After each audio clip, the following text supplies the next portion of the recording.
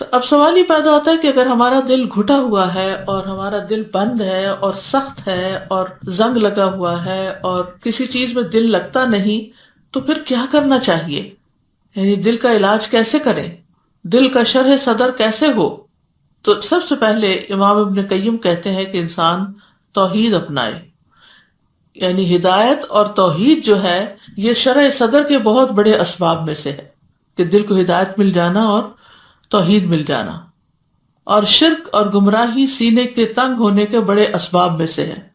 یہ ابن القیم کی کتاب ہے زاد المعاد، اس میں سے یہ آئندہ کافی چیزیں لی گئی ہیں، تو آپ لوگ خود بھی وہاں سے مطالعہ کر سکتے ہیں، زاد المعاد. تو بہرحال ہدایت جو ہے وہ شرح صدر کا باعث ہے اور کفر دل کی تنگی کا باعث ہے.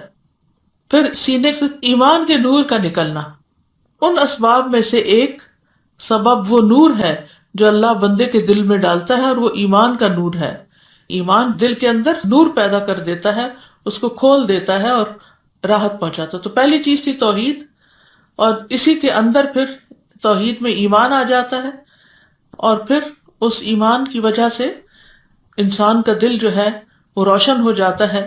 اور اگر یہ نکل جاتا ہے بندے کے دل سے، جب یہ نور کھو جاتا ہے اور اس کا سینہ تنگ پڑ جاتا ہے اور دل رکنے لگتا ہے، تو پھر ایک قید خانہ سا بن جاتا ہے اور دل کے اندر ایک گھٹن سی محسوس ہوتی ہے. ایمان سے ہی دل کو ہدایت ملتی ہے. فرمایا وَمَن يُؤْمِن بِاللَّهِ يَهْدِ قَلْبَهُ، جو شخص اللہ پر ایمان لے آئے تو اللہ اس کے دل کو ہدایت بخشتا ہے. دوسری اہم چیز علم حاصل کرنا. علم حاصل کرنے سے سینہ کھلتا ہے. علم سینے کو کھولتا ہے اور اس کو وسیع کر دیتا ہے، یہاں تک کہ وہ سینہ دنیا سے زیادہ وسیع ہو جاتا ہے. یعنی وہ دل پھر صرف دنیا کے بارے میں نہیں سوچتا، وہ آخرت اور جنت اور جہنم کے بارے میں بھی بہت واضح طور پر سوچتا ہے.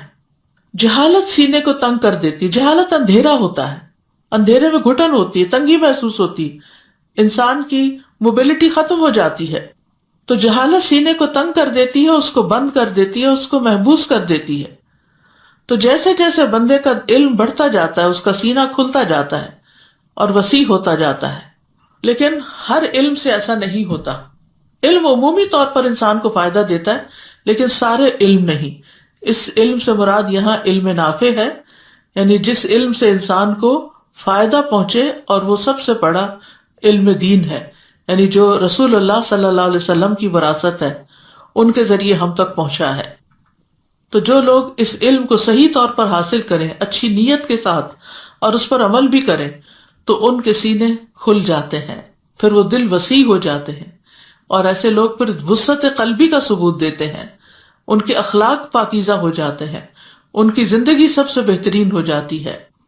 تیسری چیز اللہ کی طرف رجوع کرنے اور اس سے محبت کرنے سے سینے کا کھلنا. الانابۃ الی اللہ سبحانہ وتعالی، یعنی اللہ سبحانہ وتعالی کی طرف رجوع کرنا اور دل کی گہرائی سے اللہ سے محبت کرنا اور اس کی طرف متوجہ ہونا اور اس کی عبادت سے خوشی پانا. دوسری کوئی بھی چیز بندے کے سینے کو ان سے بڑھ کر نہیں کھولتی. تو جب کبھی دل تنگ ہونے لگے تو فوراً اللہ کی طرف رجوع کریں، اللہ کا ذکر کریں، قرآن مجید پڑھیں، اللہ تعالیٰ کو یاد کریں، تو انشاءاللہ کچھ ہی دیر کے بعد آپ کے دل کی حالت بہتر ہونے لگے گی. اور علامہ ابن القیم کہتے ہیں یہاں تک کہ کبھی وہ کہتا ہے کہ اگر جنت میں میری یہی حالت ہوگی تو سب سے زیادہ خوشگوار زندگی گزارنے والا میں ہی ہوں گا. یعنی اتنا زیادہ شرح صدر ہو جاتا ہے کہ دنیا میں بھی اس کو جنت کا مزہ آنے لگتا ہے.